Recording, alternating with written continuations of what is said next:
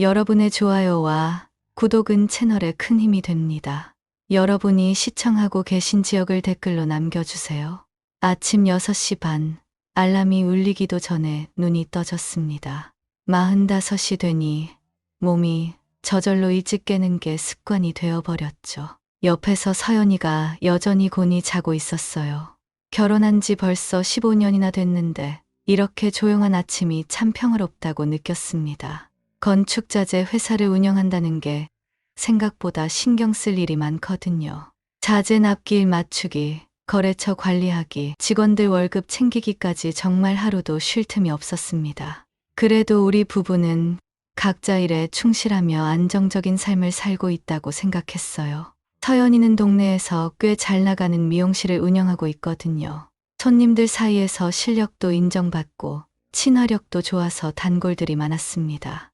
미용실 이름은 엘레강스였는데 서연이가 직접 지은 이름이었어요. 프랑스어로 우아함을 뜻한다며 자랑스러워했던 기억이 납니다. 사실 요즘 들어 우리 부부 대화가 예전만큼 많지는 않았어요. 서로 바쁘다 보니 아침에는 인사 정도, 저녁에는 오늘 어땠어? 하는 간단한 안부 정도였죠. 그래도 크게 문제될 건 없다고 생각했습니다. 15년 된 부부라면 이 정도는 자연스러운 거 아닌가요? 신혼 때처럼 매일 달콤한 대화를 나누는 건 현실적으로 어려우니까요. 회사 일이 특히 바쁜 요즘이었어요.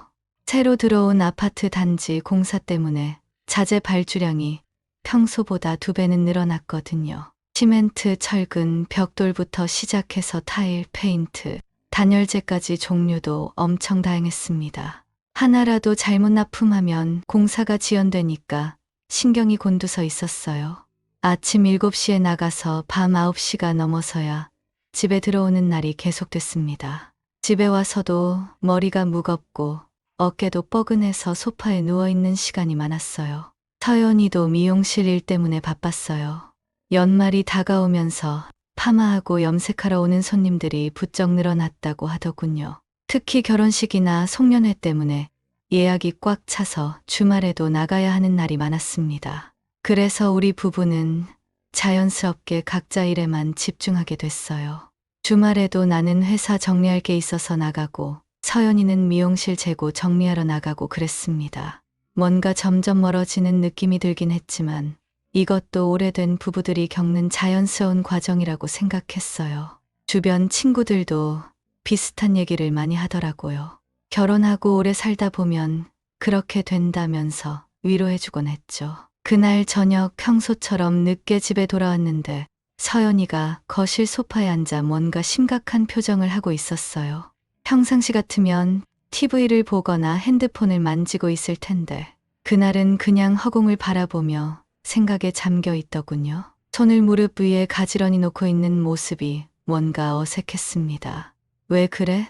무슨 일 있어? 라고 물어봤더니 서연이가 천천히 고개를 돌리며 말했습니다. 여보, 나 좀 지쳐. 요즘 너무 반복적인 일상이 힘들다라고 하더군요. 목소리에 평소와 다른 진지함이 묻어 있었어요. 처음엔 그냥 일상적인 푸념인 줄 알았습니다. 누구나 가끔 그런 생각 하잖아요. 특히 서연이는 원래 감정 표현을 자주 하는 편이었거든요. 스트레스 받을 때마다 요즘 너무 힘들다. 뭔가 변화가 필요해 같은 말을 자주 했었어요. 그럼 잠깐 쉬어. 미용실 부원장한테 맡기고 며칠 여행이라도 다녀와라고 했더니 서연이가 조심스럽게 말을 꺼냈어요. 사실 친구들이랑 제주도에서 1달 정도 살아보고 싶어. 요즘 1달 살기 하는 사람들 많다며? 솔직히 당황스러웠습니다. 1달이라는 기간이 생각보다 길게 느껴졌거든요. 며칠 여행 정도야 당연히 보내줄 수 있지만 1달은 좀 다른 얘기잖아요. 그동안 서연이가 이렇게 긴 기간 집을 비운 적이 한 번도 없었어요. 신혼여행 때 일주일 정도가 최대였는데 말이죠. 하지만 서연이의 눈을 보니 정말 간절해 보였어요. 평소에 이런 부탁을 한 적이 없던 아내였거든요. 결혼 후 15년 동안 가정에만 충실했던 아내였으니까 이런 정도 부탁은 들어줘야겠다는 생각이 들었습니다. 친구들이랑 같이 가는 거지? 라고 물어봤더니 고개를 끄덕였어요. 대학 동창 미영이랑 혜진이 2명이랑 함께 갈 예정이라고 하더군요. 얼굴 아는 친구들이라서 좀 안심이 됐어요. 미영이는 서연이 대학 때부터 절친한 친구였고 혜진이도 종종 우리 집에 놀러 왔던 사람이었거든요. 그래도 혹시나 해서 숙소는 어떻게 할 건데? 라고 물었더니 이미 다 알아봤다면서 에어비앤비로 예쁜 펜션을 잡았다고 했습니다. 바다가 보이는 곳이라며 사진까지 보여주더군요. 정말 예쁘긴 했어요. 하얀색 건물에 넓은 테라스가 있고 바다 전망이 한눈에 들어오는 멋진 곳이었습니다. 한 달 동안 미용실은 어떻게 하려고? 질문에는 부원장이 충분히 할 수 있다고 자신 있게 대답했어요. 부원장도 경력이 5년 넘는 실력자였고 단골 손님들도 잘 알고 있는 사람이라서 큰 문제는 없을 것 같았습니다. 사실 마음 한편으로는 서운했습니다. 나도 바쁘게 일하는데 한 달 동안 혼자 지내야 한다니 좀 섭섭했거든요. 하지만 서연이가 그동안 나를 위해 희생한 게 많았다는 생각이 들어서 결국 허락했습니다. 서연이가 제주도로 떠난 지 이틀 후부터 사진들이 올라오기 시작했어요. 인스타그램에 바다 풍경 사진부터 시작해서 맛있어 보이는 음식들, 친구들과 함께 웃고 있는 모습까지 다양했습니다. 처음 보는 풍경들이 정말 아름다웠어요. 특히 해질녘 바다 사진은 너무 예뻐서 나도 모르게 좋아요를 눌렀죠. 성산일 출봉을 배경으로 한 사진, 우도에서 찍은 셀카, 카페에서 먹은 브런치 사진까지 하루에 서너 장씩 올라왔습니다. 서연이가 그렇게 행복해하는 모습을 보니 보내주길 잘했다는 생각이 들었습니다. 오랜만에 보는 밝은 표정이었거든요. 첫 주에는 매일 저녁 통화를 했어요. 오늘 뭐 했어? 라고 물으면 아침에 요가 수업 듣고 점심은 친구들이랑 맛집 탐방하고 오후에는 바닷가 산책했어 라며 신나게 얘기해 주더군요. 목소리에서 활력이 느껴졌어요. 정말 오랜만에 듣는 밝은 목소리였습니다. 서울에서는 매일 피곤하다고 하던 사람이 제주도에서는 이렇게 활기찬 모습을 보이니까 신기했어요. 요가는 어때? 힘들지 않아? 라고 물으면 처음엔 힘들었는데 이제 재밌어. 강사님이 너무 친절하시고 설명도 잘해주셔라고 답했어요. 요가 스튜디오는 바다가 보이는 곳에 있다며 환경이 정말 좋다고 자랑했습니다. 그때까지만 해도 별다른 의심은 하지 않았습니다. 서연이가 원래 운동을 좋아했거든요. 결혼 전에는 헬스장도 다니고 수영도 배웠었는데 결혼 후엔 바빠서 포기했던 거였어요. 이번 기회에 다시 운동을 시작하는 게 좋다고 생각했죠. 둘째 주부터는 서핑 사진이 올라오기 시작했습니다. 처음엔 서핑보드를 들고 어색하게 서 있는 사진이었는데 며칠 지나니까 제법 폼이 나더군요. 웨슈트를 입고 바다에서 서핑보드 위에 서 있는 모습이 정말 멋있어 보였어요. 서연이가 서핑 진짜 재밌어. 처음엔 무서웠는데 이제 바다에 나가는 게 기다려져라고 말할 때 정말 신나 보였어요. 파도를 타는 영상까지 올리면서 친구들에게 자랑하고 있었습니다. 댓글에는 대박 멋있다. 나도 배우고 싶어. 같은 반응들이 달렸어요. 하지만 이상한 건 통화 시간이 점점 불규칙해지기 시작했다는 거였습니다. 전엔 저녁 9시쯤이면 어김없이 전화가 왔는데 어느 날부터는 10시, 11시로 늦어지더니 아예 안 받는 날도 생겼어요. 미안, 친구들이랑 늦게까지 얘기하느라라는 식으로 말하긴 했지만 뭔가 어색했습니다. 전에는 친구들과 함께 있어도 나와 통화할 때는 조용한 곳으로 가서 얘기했는데 이제는 대충 넘어가는 느낌이었어요. 대화도 예전만큼 길어지지 않았어요. 전엔 30분 넘게 통화했는데 이제는 10분 정도면 끝났습니다. 오늘 뭐 했어? 라고 물으면 서핑 배우고 맛있는 거 먹고 그냥 그랬어 라며 대충 넘어가더군요. 자세한 얘기를 들려달라고 해도 나중에 집에 가서 자세히 얘기해 줄게 라며 밀었어요. 뭔가 숨기는 게 있나 싶었지만 친구들이랑 여행 중이니까 내가 너무 집착하는 건 아닌가 하는 생각도 들었어요. 셋째 주에 들어서면서 더 이상한 일이 생겼습니다. 어느 날 통화 중에 뒤에서 남자 목소리가 들려온 거예요. 내일 파도 괜찮을까? 라는 말이었는데 분명히 남자 목소리였습니다. 목소리 톤이 젊고 활기찬 느낌이었어요. 지금 누구랑 있어? 라고 물었더니 서연이가 당황하며 서핑 강사님이 내일 수업 가능한지 물어보시는 거야 라고 답했어요. 그런데 목소리가 뭔가 어색했습니다. 평소 서연이라면 강사님이 이렇게 말씀하시네라며 자연스럽게 설명했을 텐데 그날은 좀 다급하게 변명하는 느낌이었어요. 그리고 통화를 일찍 끊으려고 하더군요. 친구들이 기다린다며 평소보다 서둘러 전화를 끊었습니다. 그날 밤 잠이 잘 안 왔습니다. 아무것도 아닐 수도 있는데 괜히 의심하고 있는 건 아닌가 싶으면서도 뭔가 불안한 기분이 계속 들었어요. 서연이의 인스타그램을 다시 들여다봤습니다. 처음엔 친구들과 함께 찍은 사진이 많았는데 요즘엔 혼자 찍은 사진이 늘어났더군요. 특히 서핑하는 사진들을 보니 누군가 찍어준 것 같았어요. 각도도 전문적이고 포즈도 자연스러웠거든요.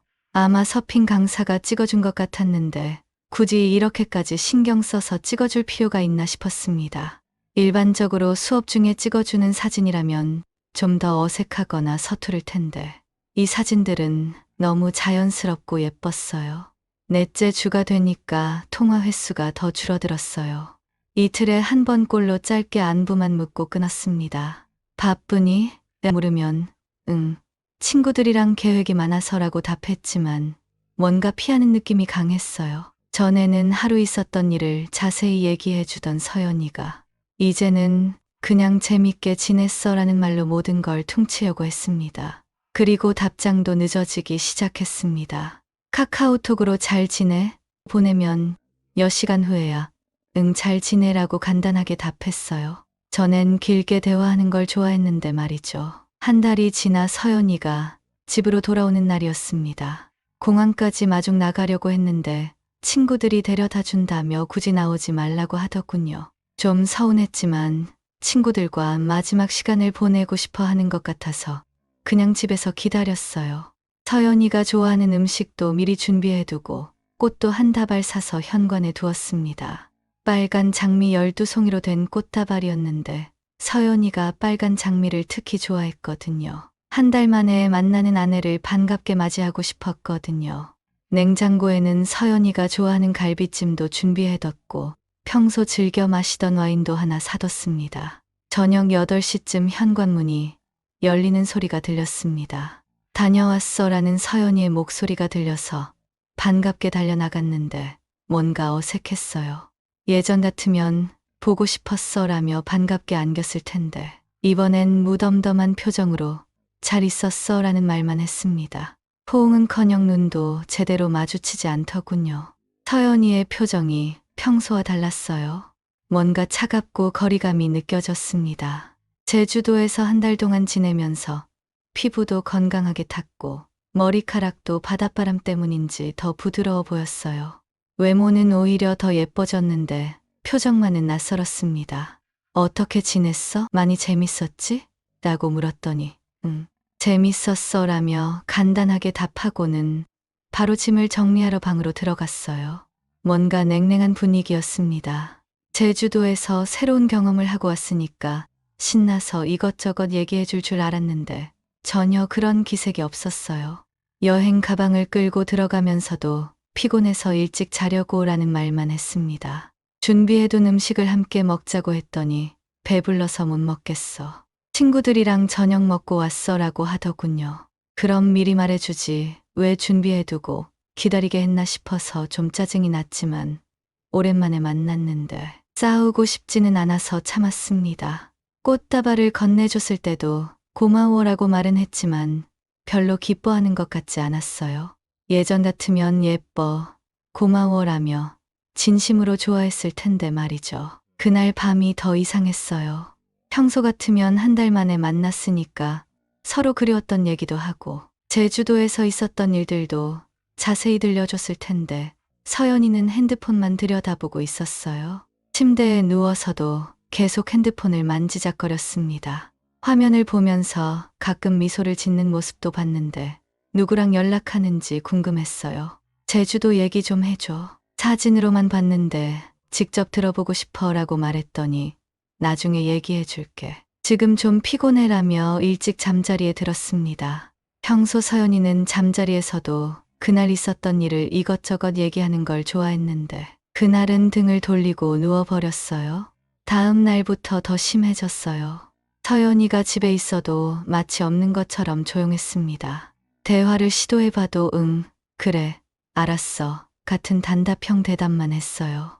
미용실 일은 어떻게 됐는지, 제주도에서 뭘 배웠는지, 친구들과는 어떻게 지냈는지 궁금한 게 많았는데 대답을 제대로 해주지 않았습니다. 미용실에서 별일 없었어?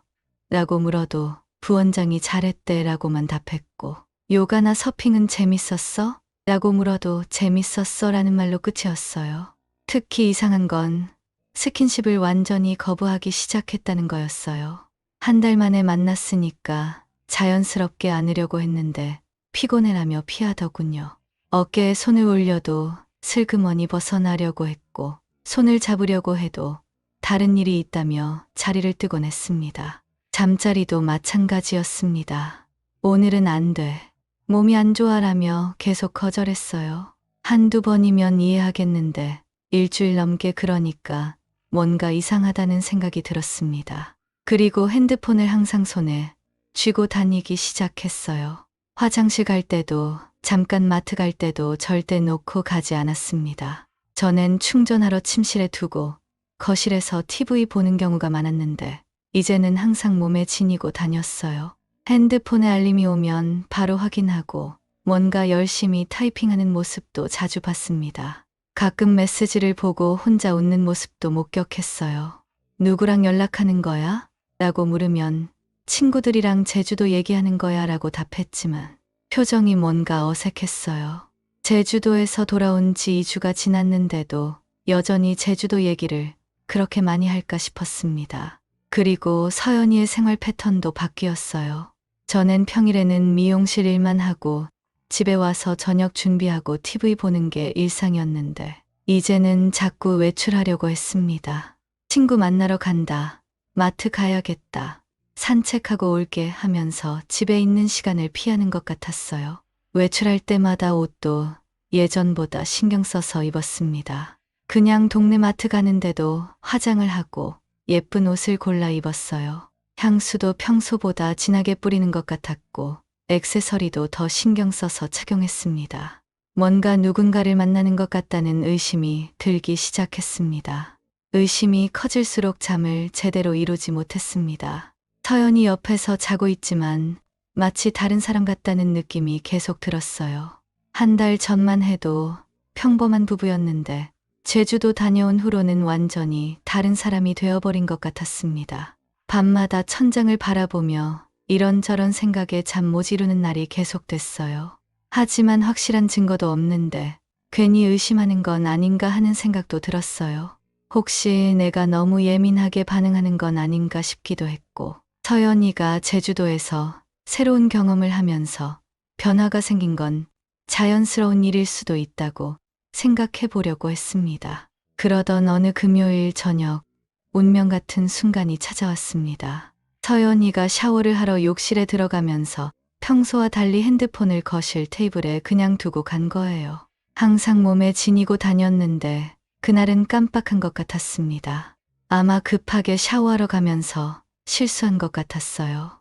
샤워하는 소리가 들리는 동안 나는 거실에서 테이블을 바라봤어요. 핸드폰이 바로 내 앞에 있었습니다. 화면이 꺼져 있는 검은색 스마트폰이었는데 평소에는 절대 손댈 생각을 해본 적이 없던 물건이었어요. 마음속으로는 하지 말자. 이건 아니야 라고 생각했지만 몸은 이미 핸드폰을 집어들고 있었어요. 손이 떨렸습니다. 결혼 15년 만에 아내 핸드폰을 몰래 보는 일이 생기다니 내 자신이 초라해졌어요. 이런 행동을 하는 남편이 되다니 스스로가 실망스러웠습니다. 하지만 이 불안감을 해소하려면 확인할 수밖에 없었습니다. 계속 이런 의심 속에서 살 수는 없었거든요. 다행히 잠금 해제 패턴을 알고 있었어요. 서연이가 예전에 내 앞에서 풀어본 적이 있었거든요. 우리 결혼기념일인 1월 17일을 숫자로 만든 패턴이었습니다.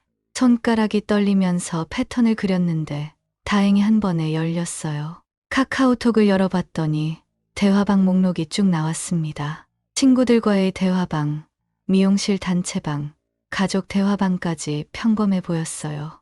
엄마, 언니, 고등학교 동창들, 미용실 직원들과의 대화방들이 일반적인 순서로 나열되어 있었습니다. 그런데 위쪽에 민정 언니라는 이름의 대화방이 눈에 띄었습니다. 민정 언니, 서연이 주변에 민정이라는 이름의 언니가 있었나 싶어서 클릭해 봤어요. 처음에는 누군지 몰랐는데 대화방을 열어보는 순간 소름이 돋았습니다. 대화 내용을 보는 순간 머리가 하얘졌습니다. 처음엔 일상적인 대화였어요. 오늘 날씨 좋네. 점심 뭐 먹을까? 바다 정말 예쁘다. 같은 내용들이었죠. 하지만 밑으로 내려갈수록 내용이 이상해졌습니다. 보고 싶어. 언제 또 만날 수 있을까? 너 때문에 잠이 안 와. 같은 연인 사이에나 할 법한 대화들이 계속 나왔어요. 그리고 제주도에서 찍었던 사진들도 주고받았더군요. 내가 인스타그램에서 본 사진들보다 훨씬 많았고 더 사적인 느낌의 사진들이었습니다. 둘이서만 찍은 사진, 석양을 배경으로 한 로맨틱한 사진, 심지어 손을 잡고 있는 사진까지 있었어요. 바다에서 서로를 바라보며 웃고 있는 사진, 카페에서 마주 앉아 있는 사진, 밤바다를 걸으면서 찍은 사진들이 수십 장이나 됐습니다. 가장 충격적인 건 최근 대화였습니다. 서연이가 서울에 돌아온 후에도 계속 연락하고 있었던 거예요. 서울 생활 어때? 남편이 의심하지 않아? 너무 보고 싶어. 언제 다시 제주 올 거야? 이번 주말에 서울 올라갈까? 같은 대화들이 오고 갔습니다. 남편이 의심하지 않느냐는 말을 보는 순간 정말 화가 머리끝까지 났어요. 민정 언니라는 사람이 남자라는 것도 분명해졌어요. 사진을 보내면서 내 모습이 그리우면 이 사진 봐라고 했는데 분명히 남자였습니다. 서핑보드를 들고 있는 건장한 남성이었어요. 키도 크고 근육질 몸매에 선글라스를 쓰고 웃고 있는 모습이었는데 전형적으로 여자들이 좋아할 만한 스타일이었습니다. 그제야 모든 게 이해됐습니다. 서연이가 제주도에서 서핑을 배우면서 강사와 가까워진 거였어요. 통화할 때 들렸던 남자 목소리, 전문적으로 찍힌 서핑 사진들, 돌아온 후의 냉랭한 태도까지 모든 퍼즐이 맞춰졌습니다. 욕실에서 샤워 소리가 멈췄어요. 급하게 핸드폰을 원래 자리에 두고 소파에 앉았습니다. 서연이가 나왔을 때 최대한 자연스럽게 행동하려고 했지만 손이 계속 떨렸어요. 심장 박동도 평소보다 빨라져서 서연이가 눈치챌까봐 걱정됐습니다. 왜 그래? 얼굴이 안 좋아 보이는데 라고 서연이가 물었지만 괜찮아. 그냥 좀 피곤해서라고 답했습니다. 그날 밤 잠이 전혀 오지 않았어요. 서연이가 옆에서 자고 있지만 이제는 정말 남 같다는 느낌이 들었습니다. 15년을 함께 산 아내가 다른 남자와 그런 관계를 맺고 있다는 사실이 믿기지 않았어요. 하지만 더 확실한 증거를 모아야겠다는 생각이 들었습니다. 그날 이후로 나는 완전히 다른 사람이 되었습니다. 겉으로는 평상시와 똑같이 행동하려고 노력했지만 속으로는 계속 조사를 했어요. 회사에서도 집중이 안 되고 밤에도 잠이 오지 않아서 컨디션이 엉망이었습니다. 그래도 서연이 앞에서는 티를 내지 않으려고 애썼어요. 서연이가 미용실에 간 사이 집에서 인터넷 검색을 시작했습니다. 카카오톡 대화에서 본 단서들을 하나씩 찾아봤어요. 민정 언니라는 이름으로 저장되어 있었지만 대화 내용을 보면 분명히 제주도 서핑 강사였습니다. 프로필 사진도 남자였고 대화 내용도 연인 사이에 그것이었거든요. 제주도 서핑샵들을 하나씩 찾아보기 시작했어요.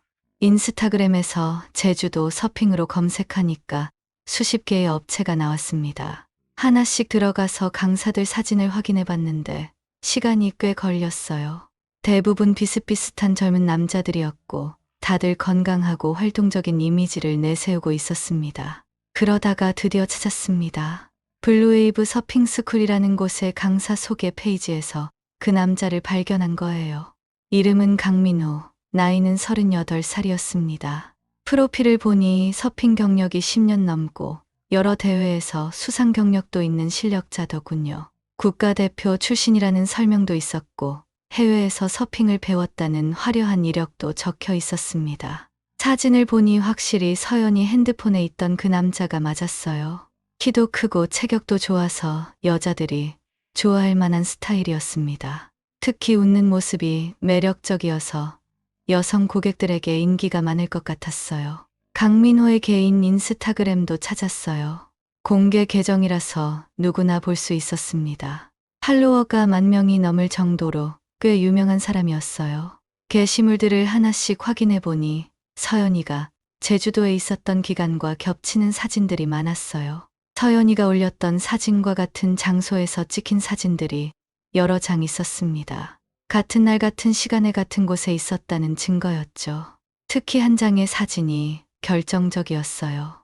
서연이가 서핑하는 모습을 찍은 사진이었는데 강민호가 올린 게시물에 오늘 수업 정말 잘 받은 예쁜 학생이라는 글과 함께 같은 사진이 올라와 있었습니다. 얼굴은 모자이크 처리가 되어 있었지만 수영복 색깔이나 체형을 보면 분명히 서연이었어요. 머리카락 스타일이나 액세서리까지 똑같았거든요. 댓글들도 확인해 봤습니다. 강사님 또 예쁜 학생 생겼네요. 부럽다. 나도 서핑 배우고 싶어요. 강사님이 가르쳐주면 금방 늘겠어요. 같은 댓글들이 달려 있었어요. 그런데 더 충격적인 건 강민호가 서울에 올라왔다는 사실이었습니다. 최근 게시물을 보니 서울 출장 중이라는 글과 함께 서울 시내 사진들이 올라와 있었어요. 홍대, 강남, 이태원 같은 곳에서 찍은 사진들이었는데 혼자가 아니라 누군가와 함께 찍은 것 같은 분위기였습니다. 날짜를 확인해 보니 서연이가 최근에 자주 외출했던 날들과 정확히 일치했습니다. 서연이가 친구 만나러 간다고 했던 날, 강민호는 서울에 있었던 거예요. 이제 의심할 여지가 없었습니다. 서연이는 제주도에서 강민호와 불륜을 저질렀고 서울에 돌아온 후에도 만나고 있었던 거였어요. 더 자세한 증거를 모으기 위해 강민호의 인스타그램을 계속 확인했습니다. 스토리도 빠짐없이 체크했어요. 그러다가 결정적인 증거를 발견했습니다. 강민호가 올린 스토리에 서연이가 좋아하는 카페가 나온 거예요. 우리 집 근처에 있는 작은 카페였는데 서연이가 자주 가는 곳이었습니다. 카페 루체라는 이탈리아식 카페였는데 서연이가 그곳 아메리카노를 특히 좋아했어요. 서울 카페 투어 중이라는 글과 함께 그 카페 내부 사진이 올라와 있었어요. 바로 어제 서연이가 잠깐 카페 갔다 올게라고 했던 날이었습니다. 그날 서연이는 2시간 넘게 나가 있었는데 단순히 카페에서 커피만 마시기에는 너무 긴 시간이었어요. 강민호의 인스타그램을 더 자세히 살펴보니 다른 여자들과의 사진도 많았습니다. 서핑 수업을 받는 여성 고객들과 찍은 사진들이었는데 대부분 서울에서 온 관광객들 같았어요. 이 남자가 평소에도 이런 식으로 여자 고객들과 가까워지는 건 아닌가 하는 생각이 들었습니다. 프로필을 보니 미혼이라고 되어 있었고 자유로운 라이프 스타일을 추구한다는 식으로 자신을 소개하고 있었어요. 전형적인 바람둥이 스타일 같았습니다. 서연이 같은 귀여운 여성들에게는 일종의 판타지를 제공하는 존재였을 거예요. 일상에 지친 중년 여성이 제주도라는 낭만적인 공간에서 젊고 매력적인 서핑 강사를 만났으니 쉽게 넘어갈 수밖에 없었을 겁니다. 더 이상 참을 수 없었습니다. 확실한 증거도 충분히 모았고 계속 모르는 척하기에는 너무 힘들었어요. 매일 밤 잠 못 이루고 회사에서도 집중이 안 되는 상황이 계속됐거든요. 직원들이 사장님 요즘 안색이 안 좋으시네요 라고 걱정할 정도였습니다. 서연이와 정면으로 대화해야겠다고 마음먹었습니다. 그 주 토요일 서연이가 또다시 친구 만나러 간다고 하며 외출 준비를 하고 있을 때 말을 꺼냈어요. 평소보다 더 신경 써서 화장하고 있었고 새로 산 옷을 입고 있었습니다. 향수도 평소보다 진하게 뿌리는 게 냄새로도 알 수 있었어요. 서연아, 우리 진솔한 대화 좀 하자라고 말했더니 서연이가 화장하던 손을 멈추고 거울로 나를 쳐다봤습니다. 거울 속 서연이의 표정이 순간 굳어지는 게 보였어요. 갑자기 무슨 얘기야? 라고 물었지만 목소리에 긴장감이 느껴졌어요. 평소 같으면 무슨 진솔한 대화, 뭔가 심각한 거야? 농담조로 넘겼을 텐데 그날은 달랐습니다. 제주도에서 뭔 일 있었지? 라고 직접적으로 물어봤습니다. 서연이의 얼굴이 순간 굳어지더군요. 립스틱을 바르던 손이 멈췄고 숨소리도 조금 거칠어졌어요. 무슨 말이야? 아무 일도 없었는데 라고 답했지만 목소리가 떨리고 있었어요. 거울 속에서 눈을 피하려고 하는 모습이 역력했습니다. 서핑 강사랑 친해졌다며? 다시 물었더니 이번엔 완전히 당황하는 모습을 보였습니다. 화장품 중 하나가 바닥에 떨어지는 소리가 들렸어요. 그냥 수업만 받은 거야.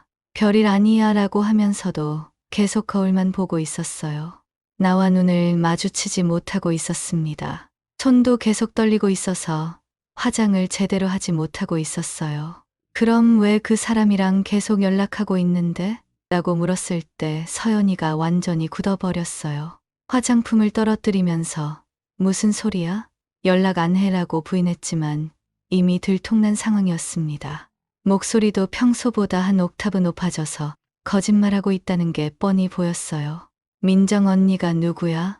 라고 물었을 때 서연이의 얼굴이 새하얗게 변했어요.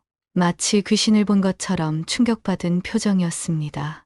이제 더 이상 변명할 수 없다는 걸 안 것 같았습니다. 화장대 앞에서 일어나서 침대에 주저앉더니 고개를 떨궜습니다. 한참을 침묵하더니 고개를 떨궜습니다. 어떻게 알았어? 작은 목소리로 물었을 때 나는 지금까지 모은 증거들을 하나씩 얘기해 줬어요.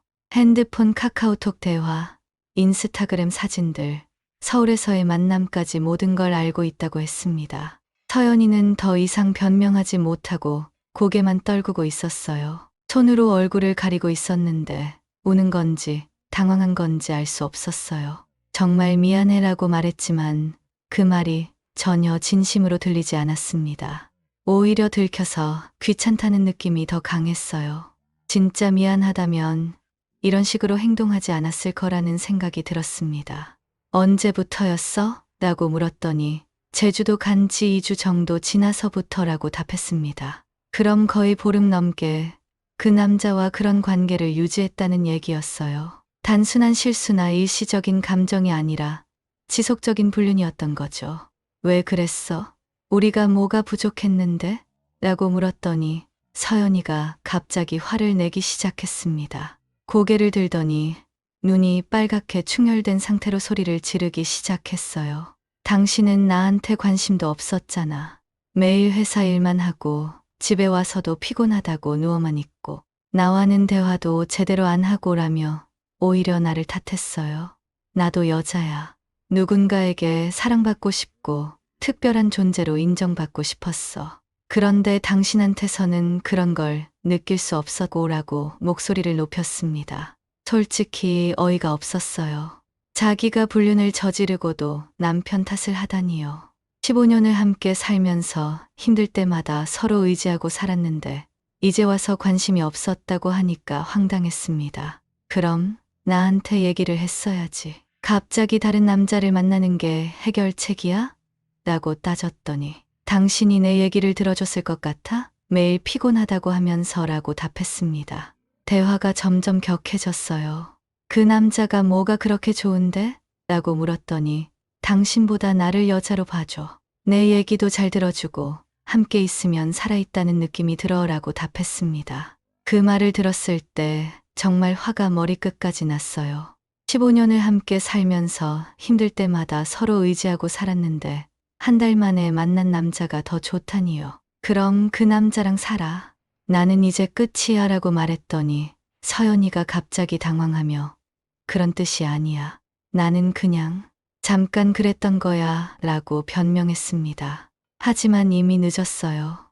신뢰가 완전히 깨져버린 상황에서 다시 예전으로 돌아갈 수는 없었습니다. 앞으로 어떻게 할 거야? 라고 물었더니 그 사람과는 끝낼게. 다시 예전처럼 살자라고 말했지만 믿을 수 없었어요. 서연이가 관계를 끝내겠다고 했지만 전혀 믿을 수 없었습니다. 이미 한 번 배신했는데 또 배신할 가능성이 충분했거든요. 그리고 무엇보다 내 자존심이 너무 상했어요. 15년 된 아내가 한 달 만에 만난 남자 때문에 나를 배신했다는 사실이 받아들여지지 않았습니다. 밤낮으로 그 생각만 하니까 잠도 오지 않고 식욕도 없어졌어요. 회사 직원들도 사장님 많이 마르셨네요 라고 걱정할 정도였습니다. 그래서 법적인 조치를 취하기로 마음먹었어요. 단순히 이혼만 하는 게 아니라 제대로 된 응징을 하고 싶었습니다. 월요일 아침 회사 근처에 있는 법무법인을 찾아갔습니다. 미리 전화로 상담 예약을 잡아놨는데 변호사는 40대 중반의 베테랑이었어요. 상담을 받아보니 불륜에 대한 위자료 청구가 가능하다고 하더군요. 특히 상간남에 대해서도 소송을 걸 수 있다는 얘기를 들었을 때 바로 진행하기로 했습니다. 배우자의 불륜은 민법상 불법행위에 해당하고 상간남도 공동불법행위자로서 손해배상 책임이 있습니다라는 설명을 들으니까 속이 시원했어요. 변호사가 증거가 얼마나 확실한지가 중요하다고 해서 지금까지 모은 자료들을 모두 보여줬어요. 카카오톡 대화 캡처, 인스타그램 사진들, 만남 정황까지 꽤 구체적인 증거들이 있었습니다. 핸드폰으로 찍은 스크린샷만 해도 수십 장이 넘었어요. 변호사도 이 정도면 충분히 승소 가능하다고 판단했어요. 특히 상간남인 강민호에 대한 소송이 효과적일 것 같다고 했습니다. 기혼자와의 불륜이 확실히 입증되면 위자료뿐만 아니라 사회적 타격도 클 거라고 하더군요. 서핑 강사라는 직업 특성상 평판이 중요한데 불륜 소송에 휘말리면 일자리를 잃을 가능성이 높다는 얘기였어요. 소송 준비를 하면서 추가 증거도 더 모았습니다. 강민호가 소속된 서핑샵에 대해서도 조사해 봤어요. 블루웨이브 서핑스쿨은 제주도에서 꽤 유명한 곳이었고 본사는 서울에 있었습니다. 프랜차이즈 형태로 운영되는 업체였는데 직원 관리에 꽤 신경 쓰는 곳으로 보였어요. 홈페이지에 보니 건전하고 안전한 서핑 문화 조성을 목표로 한다고 되어 있었습니다. 직원 행동 강령에는 고객과의 적절한 거리 유지, 전문적인 서비스 제공 같은 항목들이 명시되어 있었어요. 이런 곳에서 직원이 기혼 여성과 불륜을 저질렀다는 사실이 알려지면 당연히 해고 조치를 취할 거라고 생각했어요. 소송장을 접수하기 전에 서핑샵 본사에 먼저 민원을 넣었습니다. 강민호의 부적절한 행동에 대해 자세히 설명하고 증거 자료들도 첨부해서 보냈어요. 귀하의 직원이 기혼 여성 고객과 부적절한 관계를 맺어 가정을 파탄으로 이끌었다는 내용으로 정식 민원을 제기했습니다. 이메일과 함께 등기우편으로도 같은 내용을 보냈어요. 며칠 후 본사에서 연락이 왔어요. 상황을 확인해 보겠다며 추가 자료를 요청했고 일주일 후에는 해당 직원에 대한 징계 조치를 취했다는 답변을 받았습니다. 강민호가 해고됐다는 소식이었어요. 회사 측에서는 이런 일이 발생해서 죄송하다며 공식 사과까지 했습니다. 제주도 서핑 커뮤니티는 생각보다 좁았습니다. 강민호 해고 소식이 금세 퍼졌고 다른 서핑샵에서도 그를 채용하지 않으려고 했어요. 불륜으로 해고된 강사를 고용했다가 업체 이미지가 나빠질 것을 우려한 거였죠. 제주도는 관광업이 주산업이라서 평판이 정말 중요했거든요. 결국 강민호는 제주도에서 서핑 강사로 활동할 수 없게 됐습니다. 본격적인 소송도 진행했어요. 강민호에 대한 위자료 청구 소송을 걸었는데 상대방 측에서는 처음에 부인하려고 했습니다. 변호사를 선임해서 단순한 서핑 수업이었을 뿐 불적절한 관계는 없었다고 주장했어요. 하지만 워낙 확실한 증거들이 많아서 결국 인정할 수밖에 없었어요. 카카오톡 대화 내용이 너무 명확했거든요. 변호사를 통해 합의를 제안해왔지만 거절했습니다. 돈이 목적이 아니라 확실한 응징이 목적이었거든요. 이런 일을 저지르고도 조용히 합의로 넘어가면 안 된다고 생각했어요. 재판 과정에서 강민호의 평소 행실도 드러났습니다. 서연이뿐만 아니라 다른 기혼 여성 고객들과도 부적절한 관계를 맺었던 전력이 있다는 증언들이 나왔어요. 제주도 현지에서도 소문이 나 있었던 것 같았습니다. 저 강사는 조심해야 한다는 얘기가 업계에서 돌고 있었다고 하더군요. 결국 강민호는 제주도를 떠나 육지로 올라와야 했고 서핑과 관련된 일은 더 이상 할 수 없게 됐습니다. 평판이 완전히 망가져서 아무도 고용하려고 하지 않았거든요. 재판 결과가 나왔습니다. 법원에서는 강민호에게 3천만 원의 위자료를 지급하라는 판결을 내렸어요. 금액도 만족스러웠지만 무엇보다 공식적으로 잘못을 인정받았다는 점이 중요했습니다. 판결문에는 기혼자와 부적절한 관계를 맺어 혼인 관계를 파탄에 이르게 한 불법 행위라고 명시되어 있었어요. 강민호는 항소하지 않고 판결을 받아들였어요. 어차피 증거가 너무 확실해서 항소해봤자 결과가 바뀔 가능성이 없었거든요. 오히려 항소하면 더 오랫동안 언론에 노출될 수 있어서 포기한 것 같았습니다. 위자료를 받는 것보다 더 큰 성과는 강민호의 사회적 매장이었습니다. 재판 과정이 지역 언론에도 보도됐고 제주도 서핑업계에서는 완전히 퇴출됐어요. 다른 지역으로 가서도 서핑 관련 일을 하기 어려울 정도로 평판이 나빠졌습니다. 인터넷에 검색하면 불륜 관련 기사들이 쭉 나오니까 새로 취업하기도 힘들 거예요. 무엇보다 그가 평소에 즐기던 자유로운 라이프 스타일을 더 이상 유지할 수 없게 된 게 가장 큰 타격이었을 거예요.